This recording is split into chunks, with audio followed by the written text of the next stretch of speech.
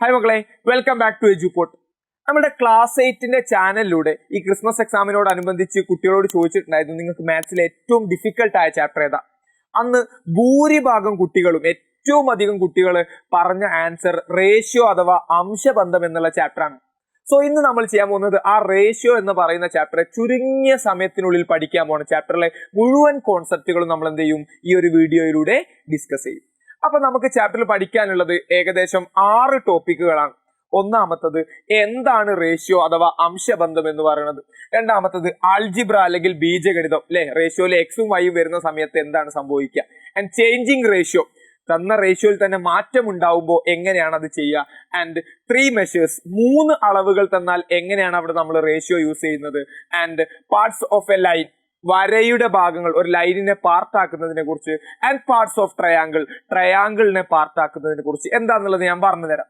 ഈ 6 ടോപ്പിക്കുകളാണ് text book പ്രകാരം നമുക്ക് പഠിക്കാനുള്ളത്. സോ 1 by 1 നമുക്ക് നോക്കാം. ആദ്യത്തത് റേഷ്യോ അഥവാ അംശബന്ധമാണ്.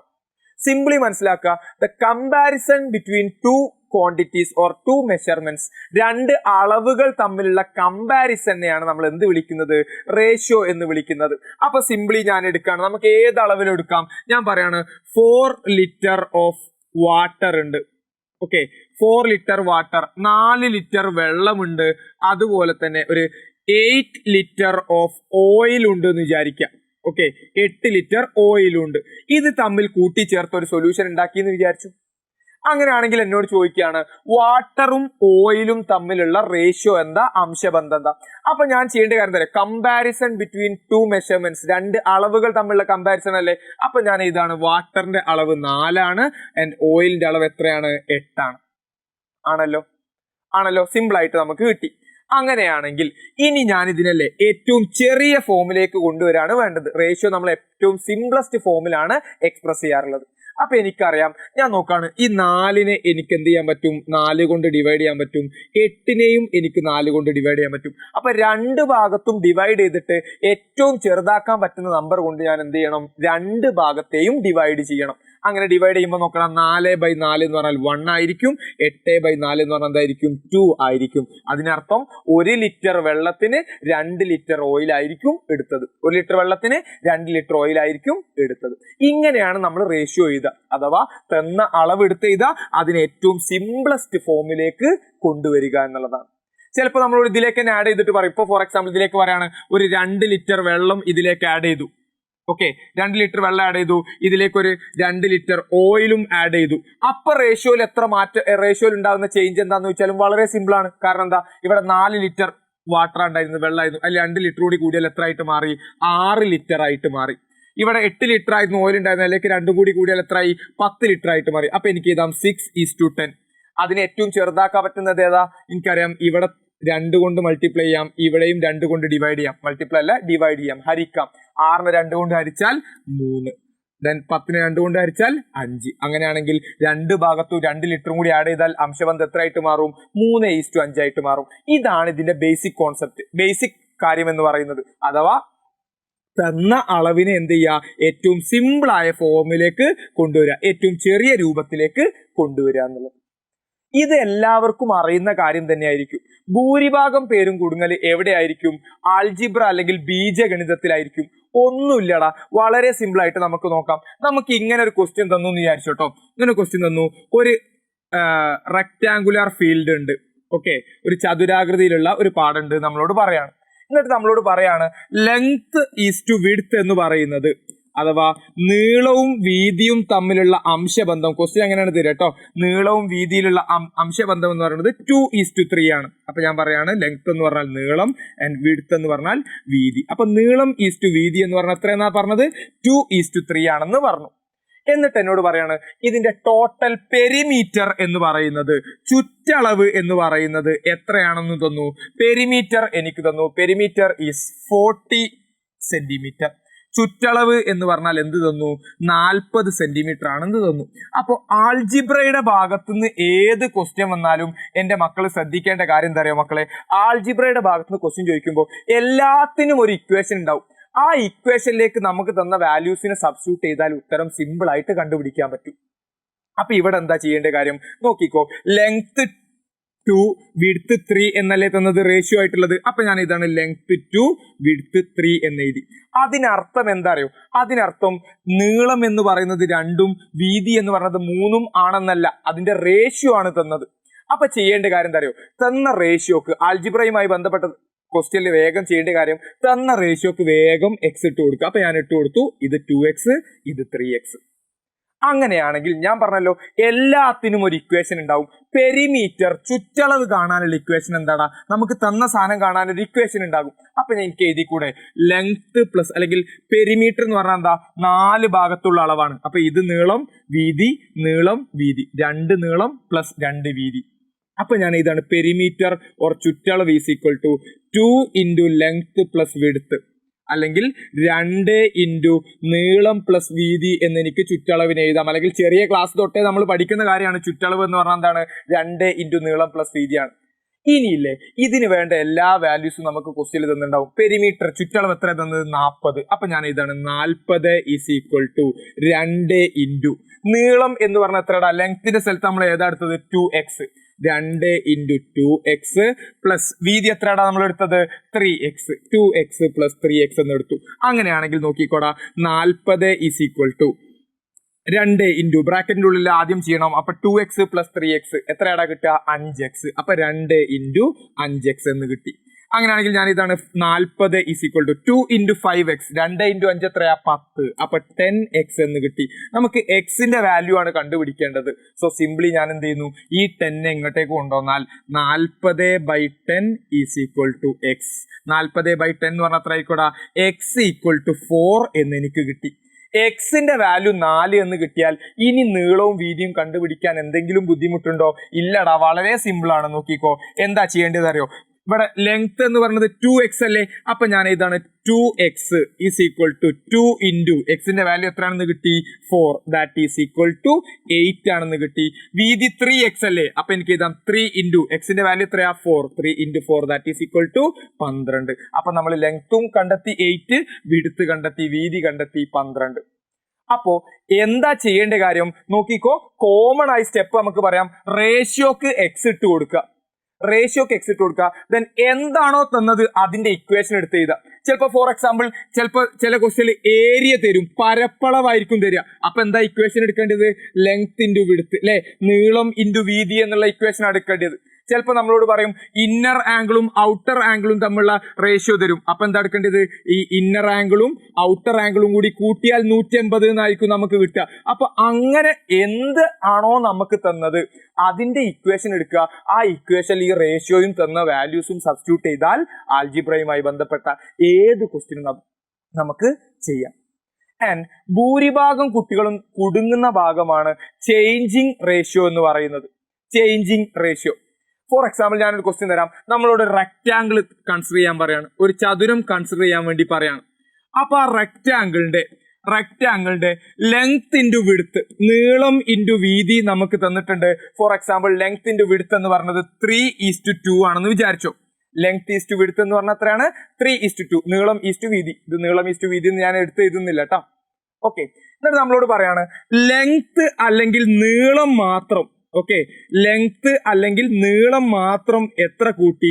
ഒരു 2 സെന്റിമീറ്റർ കൂട്ടിയപ്പോൾ, നീളം മാത്രം ഒരു 2 സെന്റിമീറ്റർ ആഡ് ചെയ്തപ്പോൾ റേഷ്യോ എത്ര ആയിട്ട് മാറി?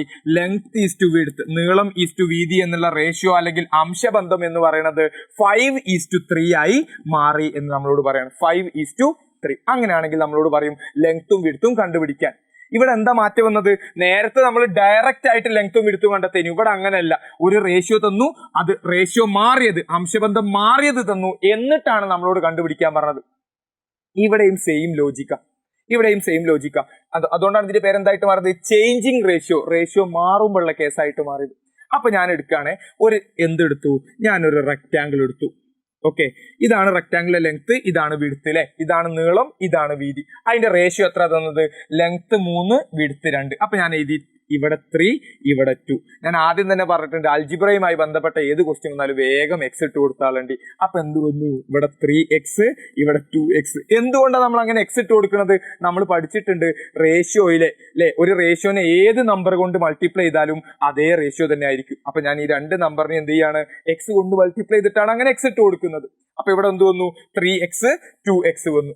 ഇനി നോക്കിക്കോ, ഈ ലെങ്ത്തിലേക്ക് ഒരു 2 സെന്റിമീറ്റർ കൂടി ആഡ് ചെയ്തപ്പോൾ, ലെങ്ത്തിലേക്ക് 2 സെന്റിമീറ്റർ കൂടി ആഡ് ചെയ്തപ്പോൾ റേഷ്യോ എത്ര ആയിട്ട് മാറി എന്നാ പറയുന്നത്? 5:3 ആയിട്ട് മാറി എന്നാണ് പറയുന്നത്. അങ്ങനെയാണെങ്കിൽ നമുക്ക് നോക്കാം. ഞാൻ പുതിയ റേഷ്യോ ഇതാണ് കേട്ടോ, പുതിയ new length is to width. പുതിയ അളവ് പ്രകാരം നീളം ഈസ് ടു വീതി ഞാൻ എഴുതാൻ പോവാണ്. ശ്രദ്ധിച്ചോ, നീളം ഈസ് ടു വീതി നടത്തുക. ഇവിടെ 3x ആയിരുന്നു പഴയതിന്റെ അളവ് അല്ലെ, 3x ആയിരുന്നു പഴയതിന്റെ അളവ്. ബട്ട് ഇപ്പൊ അങ്ങനെയാണോ? അല്ല, 2 സെന്റിമീറ്റർ കൂടി. അപ്പൊ ഞാൻ ഇതാണ് 3x + 2. വീതിക്ക് എന്തെങ്കിലും ചേഞ്ച് ഉണ്ടോ? വിഡ്ത്തിന് എന്തെങ്കിലും ചേഞ്ച് പറഞ്ഞിട്ടോ? ഇല്ല, നീളം മാത്രം 2 സെന്റിമീറ്റർ കൂടി. അപ്പൊ ഞാൻ ഇതാണ് 3x + 2 = 2x. ഇങ്ങനെ 2 സെന്റിമീറ്റർ കൂടിയപ്പോൾ റേഷ്യോ എത്രയായി മാറി എന്ന് പറഞ്ഞത്? 5:3. അപ്പൊ എനിക്ക് പറയാം ഈ 3x + 2 = 2x എന്ന് പറഞ്ഞത് എത്രയായിരിക്കും? 5:3 ആയിരിക്കും. അതെങ്ങനെയാ സാറേ വന്നത്? നോക്കടാ, വെരി സിമ്പിൾ. ആദ്യത്തെ അളവ് എത്രയായിരുന്നു? 3x ഉം 2x ഉം. അപ്പത്തെ റേഷ്യോ എത്രയാ? 3:2. അതിനോട് 2 സെന്റിമീറ്റർ കൂടെ ആഡ് ചെയ്തപ്പോൾ അല്ലെ, ലെങ്തിനോട് നീളത്തോട് 2 സെന്റിമീറ്റർ കൂടി കൂട്ടിയപ്പോൾ റേഷ്യോ 5:3 ആയി എന്നല്ലേ പറഞ്ഞത്? അപ്പൊ 3x-നോട് 2 സെന്റിമീറ്റർ കൂടി കൂട്ടി വീതി 2x തന്നെ എടുത്തു, വീതിക്ക് മാറ്റല്ല. അങ്ങനെ വന്നപ്പോൾ 5:3 ആയി മാറി. ആൻഡ് ഇവിടെ ഓർമ്മ വേണ്ട മറ്റൊരു പ്രധാനപ്പെട്ട റിസൾട്ടാണ്, നിങ്ങൾക്ക് ഓർമ്മ വേണ്ട മറ്റൊരു പ്രധാനപ്പെട്ട റിസൾട്ടാണ് റേഷ്യോ A:B എന്നതിനെ നമുക്ക് എന്തായിട്ട് എഴുതാം? A/B എന്ന് എഴുതാം. A:B എന്തായിട്ട് എഴുതാം? A/B എന്ന് എഴുതാം. അപ്പൊ ഞാൻ ഇതിനെ മുകളിലും താഴെയായിട്ട് എഴുതാണ്. അപ്പൊ നോക്കിക്കോട്ടോ, ലെങ്ത് ഈസ് ടു വിഡ്ത്ത് അല്ലേ ഇനിയോ? അപ്പൊ എനിക്ക് പറയാം ലെങ്ത് ബൈ വിഡ്ത്ത് അല്ലെ, ഈസ്റ്റുനെ താഴോട്ട് എഴുതാം. അങ്ങനെയാണെങ്കിൽ നോക്കടാ, 3x + 2 ഈസ്റ്റു ആയിട്ടുള്ള താഴോട്ട് വരുന്നു ബൈ 2x = 5:3. എനിക്ക് എന്താക്കി എഴുതാം? 5/3 എന്ന് എഴുതാം. അപ്പൊ നന്നായി ശ്രദ്ധിച്ചോ, 3x + 2 / 2x = 5/3. അതെങ്ങനെയാ? A:B A/B ആക്കി. ഇനി നോക്കിക്കോ, ഞാൻ ഇയാളെ ഇങ്ങോട്ടേക്കും മൾട്ടിപ്ലൈ ചെയ്തു. അപ്പൊ നോക്കട്ടോ, ഇയാളെ ഇങ്ങോട്ടേക്ക് മൾട്ടിപ്ലൈ ചെയ്തു. എന്താ വരിക? 3 × 3x + 2 = 5 × 2x. മൾട്ടിപ്ലൈ ആണ്, ബ്രാക്കറ്റിന്റെ ഉള്ളിലേക്ക് മൾട്ടിപ്ലൈ ചെയ്യുമ്പോൾ 2 ഭാഗത്തേക്ക് മൾട്ടിപ്ലൈ ചെയ്യണം. 3 × 3x എത്രയാണ് വരുന്നത്? 9x + 3 × 2 എത്രയാണ് വരുന്നത്? 6 = 5 × 2x എത്രയാടാ? 10x എന്ന് കിട്ടി. നമുക്ക് എക്സിന്റെ വാല്യൂ അല്ലേ കിട്ടേണ്ടത്? ഞാൻ ഈ 9x-നെ അപ്പുറത്തേക്ക് കൊണ്ടുപോയാൽ എന്തായിട്ട് മാറും? ഇവിടെ ഉള്ള പ്ലസ് അപ്പുറത്തെത്തുമ്പോൾ മൈനസ് ആയിട്ട് മാറും. അപ്പൊ എനിക്ക് എഴുതാം 6 = 10x - 9x എന്ന് കിട്ടി.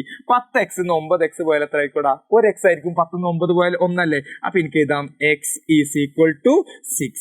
അപ്പൊ എക്സിന്റെ വാല്യൂ എനിക്ക് എന്ത് കിട്ടി? 6 ആണെന്ന് കിട്ടി. അങ്ങനെയാണെങ്കിൽ പഴയ ട്രയാങ്കിളിന്റെ അളവ് കണ്ടെത്താൻ എനിക്ക് ബുദ്ധിമുട്ടുണ്ടോ? ഇല്ല. x 6 ആണെങ്കിൽ 3x അല്ലേ അവിടെ വന്നത്? അപ്പൊ 3 × 6 = 18. അളവ് എത്രയാണെന്ന് കിട്ടി? 18. x 6 ആണെന്നുണ്ടെങ്കിൽ ഇവിടെ 2x അല്ലേ ഇനിയോ? അപ്പൊ എനിക്ക് എഴുതാം 2 × 6 = 12. അപ്പൊ പഴയ ട്രയാങ്കിളിന്റെ ലെങ്ത് 18ഉം വിഡ്ത്ത് 12ഉം, നീളം 18ഉം വീതി 12ഉം ആണെന്ന് കിട്ടി. ഓക്കെ, അപ്പൊ നന്നായി ശ്രദ്ധിച്ചോ. എന്താ ചെയ്ത കാര്യം? ആദ്യം തന്ന റേഷ്യോ എടുത്ത് എഴുതി, അതിന് നമ്മൾ എക്സ് ഇട്ട് കൊടുത്തു. ദെൻ ഏത് അളവിലാണോ മാറ്റണ്ടായത് ആ അളവും കൂടി ആഡ് ചെയ്തിട്ട് പുതിയ റേഷ്യോ എഴുതി. നോക്കടാ, ആ അളവും കൂടെ ആഡ് ചെയ്തിട്ട് പുതിയ റേഷ്യോ എഴുതി. എന്നിട്ട് A/B ഫോർമാറ്റിൽ എഴുതിയിട്ട് നമ്മൾ സോൾവ് ചെയ്തപ്പോൾ നമുക്ക് ആരെ കിട്ടി? എക്സിനെ കിട്ടി. അപ്പൊ ഇങ്ങനത്തെ ഏത് ചോദ്യം വന്നാലും നിങ്ങൾ എന്ത് നോക്കിയാൽ മതി? ആദ്യത്തെ റേഷ്യോ എടുക്കുക, അതിൽ എന്ത് മാറ്റം ഉണ്ടായപ്പോഴാണ് പുതിയ റേഷ്യോ കിട്ടിയോ നോക്കുക. അപ്പൊ ആ മാറ്റം ഉണ്ടായ ആളെ ഇതിലേക്ക് ആഡ് ചെയ്ത് കൊടുക്കുക, പുതിയ റേഷ്യോ എഴുതുക. അങ്ങനെയാണ് ചേഞ്ചിങ് റേഷ്യോയിലെ എല്ലാ ക്വസ്റ്റ്യൻസും നമ്മൾ ചെയ്യുന്നത്. ഓക്കെ, അങ്ങനെയാണെങ്കിൽ അടുത്ത ക്വസ്റ്റ്യൻ ആണ് 3 മെഷേഴ്സ് അല്ലെങ്കിൽ 3 അളവുകൾ എന്ന് പറയുന്നത്. സിമ്പിൾ ആണ്. ഇതുവരെ നമ്മൾ കമ്പാരിസൺ ഓഫ് 2 ക്വാണ്ടിറ്റീസ് അല്ലെ, 2:3 എന്നോ അല്ലെങ്കിൽ 5:7 എന്നോ ഒക്കെയും ചെയ്തിട്ടുണ്ടാവുക. ഇവിടെ നമുക്ക് ജനറലി ട്രയാങ്കിളുമായി ബന്ധപ്പെട്ട് തരും. ഇപ്പൊ ഫോർ എക്സാമ്പിൾ ഇവിടെ 3, 5, 7 എന്നുണ്ടെങ്കിൽ ഇതിന്റെ 3 സൈഡും തമ്മിലുള്ള റേഷ്യോ എത്ര ആയിരിക്കും? സിമ്പിൾ ആയിട്ട് നമുക്ക് പറയാം 3:5 3:7. അപ്പൊ 3 അളവുകളെ യൂസ് ചെയ്തുകൊണ്ടുള്ള മെഷർമെന്റിനെയാണ് നമ്മൾ എന്ത് വിളിക്കുന്നത്? 3 മെഷേഴ്സ് എന്ന് വിളിക്കുന്നത്. 3 മെഷേഴ്സിൽ ശ്രദ്ധിച്ചേ, 3 മെഷേഴ്സിൽ നമുക്ക് ഏറ്റവും ഇമ്പോർട്ടന്റ് ആയി ചോദിക്കുന്ന ക്വസ്റ്റ്യൻസ് 2 രീതിക്ക് നമുക്ക് പറയാം. നമ്മളോട് ഒന്നെങ്കിൽ പറയും ഒരു ട്രയാങ്കിൾ ഉണ്ട്, ഒരു ത്രികോണം ഉണ്ട്, ആ ത്രികോണത്തിന്റെ സൈഡുകൾ എന്ന് പറയുന്നത് ഇപ്പൊ ഞാൻ ഇതാണ് 2:3:4 എന്ന റേഷ്യോയിലാണ്. 2:3:4 എന്ന റേഷ്യോയിലാണ്. ഓക്കെ അല്ലെ? അങ്ങനെയാണെങ്കിൽ എന്നോട് എന്നിട്ട് പറയാണ് അതിന്റെ പെരിമീറ്റർ, ചുറ്റളവ് എന്ന് പറയുന്നത്, പെരിമീറ്റർ അല്ലെങ്കിൽ ചുറ്റളവ്, ഈ തന്ന ട്രയാങ്കിളിന്റെ ചുറ്റളവ് എന്ന് പറയുന്നത് 180 സെന്റിമീറ്റർ ആണെന്നും പറയാണ്. എന്നാൽ എന്നോട് ഓരോ സൈഡും കണ്ടുപിടിക്കാൻ പറഞ്ഞാൽ എന്താ ചെയ്യുക? നേരത്തെ ചെയ്ത അതേ കാര്യം തന്നെയാടാ. എന്താ ചെയ്യേണ്ടത് അറിയോ?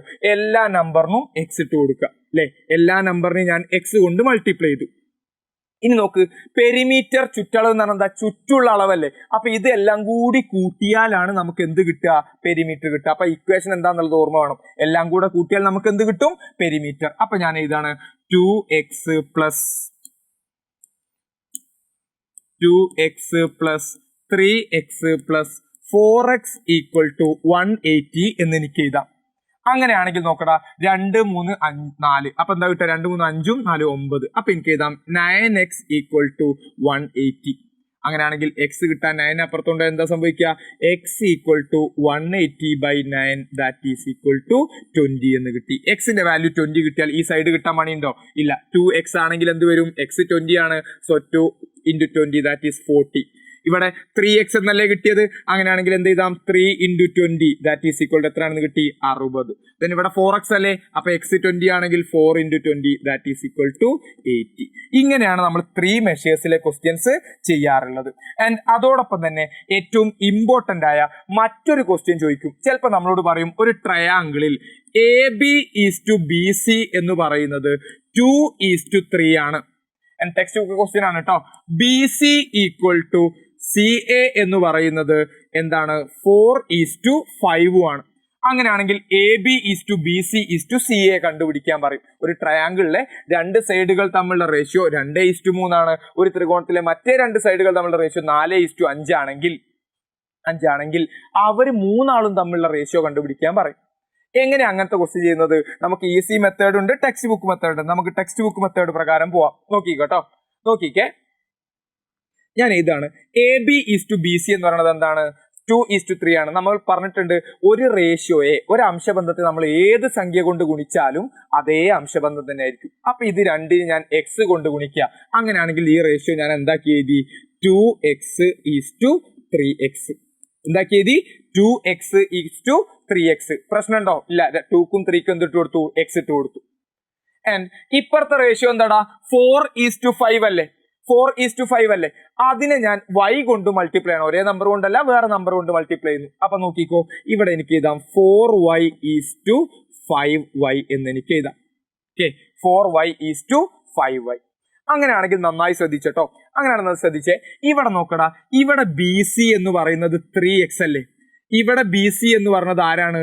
4y ആണ്. ഇവിടെ BC 3x ആണ്, ഇവിടെ BC 4y ആണ്. BC എന്ന് പറഞ്ഞാൽ ഒരു ലെങ്ത് ആണ്. അതുകൊണ്ട് ആ ലെങ്ത് എന്തായിരിക്കണം? സെയിം ആയിരിക്കണം. ഇപ്പൊ ട്രയാങ്കിൾ നോക്ക്, ഞാൻ ഇങ്ങനെയാണ് ട്രയാങ്കിൾ വരയ്ക്കുന്നത്. ABC എന്ന് വിചാരിച്ചോ. ഓക്കെ, ABന്റെ സ്ഥലത്ത് ഇപ്പൊ എന്താ വരേണ്ടത്? 2x വന്നു. ആൻഡ് BCന്റെ സ്ഥലത്ത് എന്താ വരേണ്ടത്? 3x വരാം. BCന്റെ സ്ഥലത്ത് തന്നെ 4y വരാം. ആൻഡ് CAന്റെ സ്ഥലത്ത് ആരാ വരേണ്ടത്? 5y വന്നു. CAന്റെ സ്ഥലത്ത് ആരും വന്നു? 5y. അപ്പൊ നോക്കടാ, BCക്ക് 2 അളവുണ്ട്, 3x 4y. ഒരു ലെങ്ത്തിന് തന്നെ 2 അളവ് ഉണ്ടാവാൻ പാടുണ്ടോ? ഇല്ല. അപ്പൊ എനിക്ക് പറയാം ഈ 2 അളവുകളും സെയിം ആണ്. മുകളിൽ 2 സെയിം ആയാൽ താഴെയുള്ള 2 സെയിം ആണ്. അങ്ങനെയാണെങ്കിൽ ഞാൻ ഇതാണ് 3x = 4y. എന്താ എഴുതിയതടാ? ഈ 2 മുകളിലുള്ള 2 സെയിം ആയതുകൊണ്ട് താഴെയുള്ള 2 സെയിം ആയിരിക്കും. അപ്പൊ എനിക്ക് പറയാം 3x = 4y. അങ്ങനെയാണെങ്കിൽ ഞാൻ ഈ വൈയുടെ വാല്യൂ കണ്ടുപിടിക്കാൻ ഈ 4 ഇങ്ങോട്ട് എടുത്താൽ എന്തായിട്ട് മാറൂടാ? by 4 ആവൂലേ? കാരണം 4 × y ആണ്, ബൈ ആവും. അപ്പൊ എനിക്ക് എഴുതാം 3/4x = y. 3/4x = y. അപ്പൊ എനിക്ക് yന്റെ സ്ഥലത്ത് എന്തിട്ട് കൊടുക്കാം? 3/4x ഇട്ട് കൊടുക്കാം. yന്റെ സ്ഥലത്ത് ആരിട്ട് കൊടുക്കാം? 3/4x. അങ്ങനെയാണെങ്കിൽ ഞാൻ റേഷ്യോ ഇതാണ് കേട്ടോ. നമ്മളോട് 3 സൈഡും തമ്മിലുള്ള റേഷ്യോ ആണ് ചോദിച്ചത്. AB:BC:CA ആണ് ചോദിച്ചത്. AB:BC b c is to c a. അപ്പൊ ഞാൻ എ ബിയുടെ നേരെ ഇതാണ്, എ ബിന്റെ നേരെ ആരാ വരേണ്ടത്? 2x എടുത്ത് എഴുതി 2x. ബി സിയുടെ അളവ് ഞാൻ എക്സിലാണ് എഴുതുന്നത്, ബി സിയുടെ അളവ് ഞാൻ എക്സിൽ എഴുതി 3x എന്ന് എഴുതി. ആൻഡ് സി എയുടെ അളവ് ഞാൻ എടുത്ത ഇതാണ്, സി എയുടെ അളവ് ഞാൻ എടുത്ത ഇതാണ് 5y. അപ്പോ നിങ്ങൾക്ക് തോന്നാം എന്താ സാറേ ബി സി നിങ്ങൾ 3x എടുത്തത് 4y എടുത്തൂടെ? എടുക്കാം, പ്രശ്നമില്ല. നമ്മളെല്ലാം ഒരു ഫോമിലേക്ക്, എല്ലാം ഒന്നെങ്കിൽ എക്സിലേക്കോ അല്ലെങ്കിൽ എല്ലാം ഒന്നിലേക്കും വൈയിലേക്കോ ആണ് കൊണ്ടുവരേണ്ടത്. അതിനു വേണ്ടിയാണ് നമ്മൾ എക്സ് തന്നെ എടുത്തത്. അപ്പൊ നോക്കടാ, ഇവിടെ 5y നല്ല ഉള്ളത്, അതിനെ ഞാൻ എക്സ് ആക്കി മാറ്റാണ്. y എന്ന് പറഞ്ഞാൽ 3/4x അല്ലേ? അല്ലേ? y എന്ന് പറഞ്ഞാൽ എന്തായിരിക്കും? 3/4x ആയിരിക്കും. അങ്ങനെയാണ് എന്നുണ്ടെങ്കിൽ, ഓക്കെ, അങ്ങനെയാണെന്നുണ്ടെങ്കിൽ ഞാൻ ഇതാണ് 5 × 3/4x എന്ന് എനിക്ക് എഴുതാം. 5 × 3/4x. അങ്ങനെയാണ് നോക്കടാ, A B 2x, B C 3x and C A 5 × 3/4. 5 × 3/4 നടത്തടാ, 5 × 3 മുകളിൽ വരും, എത്രയാ? 15, then /4 എന്ന് വരും. അപ്പൊ എനിക്ക് എഴുതാം എ ബി ഈസ് ടു, ശ്രദ്ധിച്ചേ, a b is to b c is to c a equal to 2x is to 3x is to 5 × 3 15, 15/4 എന്ന് വന്നു, 15/4x. അപ്പൊ റേഷ്യോ കാണാൻ രസമല്ല, /4 ഒക്കെ ഉള്ളതുകൊണ്ട് അല്ലേ? അപ്പൊ നോക്കടാ, /4 ഒഴിവാക്കാൻ എനിക്ക് എല്ലാരെയും 4 കൊണ്ട് മൾട്ടിപ്ലൈ ചെയ്താൽ പോരെ? അപ്പം ഇവിടെ ഞാൻ 4 കൊണ്ട് മൾട്ടിപ്ലൈ ആണ്. നമുക്കറിയാം ഒരാളെ മൾട്ടിപ്ലൈ ചെയ്യുമ്പോൾ എല്ലാരെയും ചെയ്യണം. അപ്പൊ ഞാൻ എല്ലാരെയും 4 കൊണ്ട് മൾട്ടിപ്ലൈ ചെയ്യുന്നു. എന്തിനാ 4 കൊണ്ട് മൾട്ടിപ്ലൈ ചെയ്യുന്നത്? ഈ /4 ഒഴിവാക്കാൻ വേണ്ടിയിട്ട്. അപ്പൊ ഞാൻ എഴുതി 2x × 4 is to 3x × 4 is to 15/4x × 4. അപ്പൊ നോക്കടാ, 2 × 4 എത്ര വരിക? 8x ഈസ് ടു 3x × 4 എത്ര വരിക?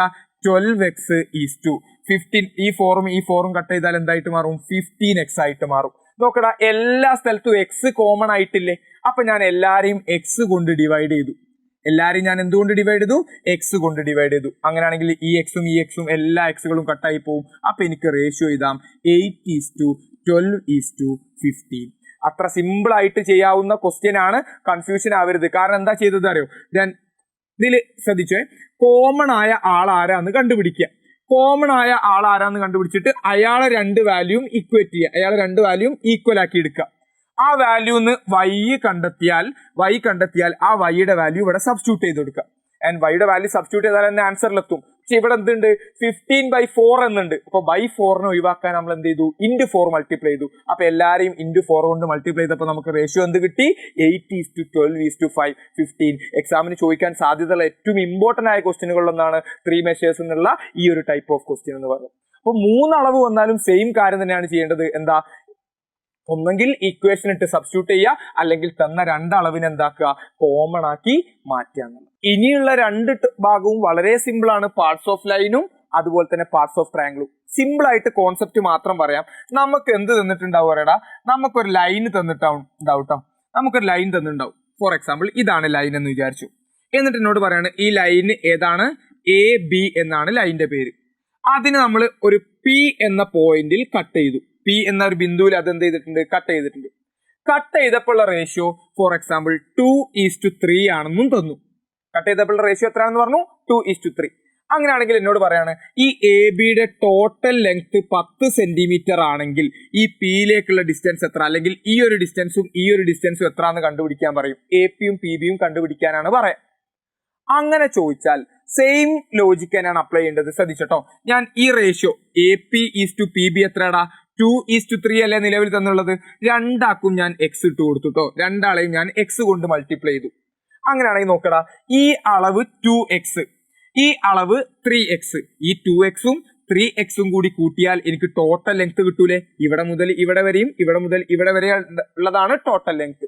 അപ്പൊ ഞാൻ എഴുതാണ് 2x plus 3x equal to ഈ ലെങ്ത്തും കൂട്ടിയാൽ എത്ര കിട്ടും? 10 സെന്റിമീറ്റർ കിട്ടും.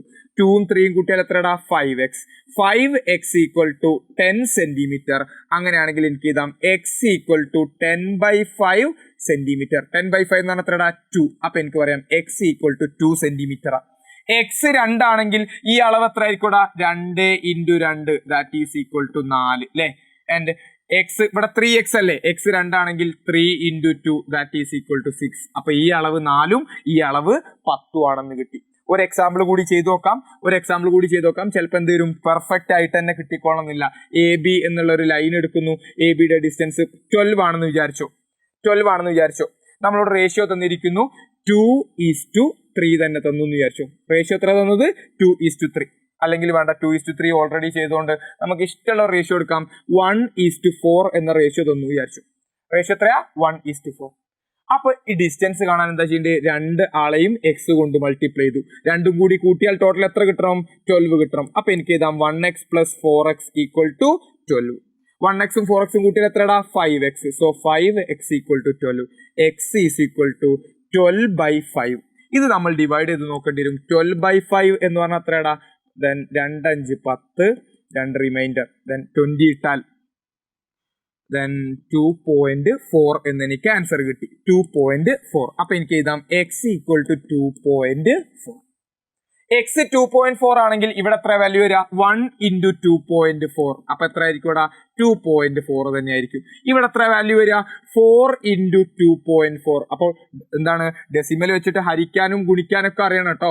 ഭിന്നസംഖ്യ 24 into 4 എന്ന് പറഞ്ഞാൽ എത്ര ആയിരിക്കും, 4 16, 1 റിമൈൻഡർ 8 1 9. അപ്പൊ എനിക്ക് പറയാം ഒരു പോയിന്റ് മാറ്റിയിട്ടാൽ 9.6. അപ്പൊ ടോട്ടൽ 12ൽ 9.6 ഇവിടെയായിരിക്കും, 2.4 ഇവിടെയായിരിക്കും.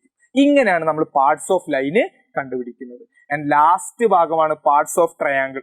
പാർട്സ് ഓഫ് ട്രയാങ്കിൾ എന്റെ മക്കൾ ശ്രദ്ധിക്കുക, നിങ്ങൾ ഒരൊറ്റ റിസൾട്ട് പഠിച്ചാൽ മതി. ഒരു ട്രയാങ്കിളിന്റെ, ഒരു ത്രികോണത്തിന്റെ ഒരു കോർണറിൽ നിന്നും ഏതെങ്കിലും ഒരു ഭാഗത്തുനിന്ന് അപ്പുറത്തേക്ക് ഒരു ലൈൻ വരച്ചാൽ, ഓക്കെ, നോക്കട്ടോ, ഈ ഒരു ലൈൻ എന്ത് ചെയ്യുന്നുണ്ട്, ഈ ത്രികോണത്തെ രണ്ട് ഭാഗമാക്കി മാറ്റുന്നുണ്ട് അല്ലെ. ഇവിടെ ഒരു ഭാഗമായിട്ടും ഇവിടെ ഒരു ഭാഗമായിട്ടും മാറ്റുന്നുണ്ട്. അതുപോലെ തന്നെ ഈ സൈഡിനെയും രണ്ട് ഭാഗമാക്കി മാറ്റില്ലേ,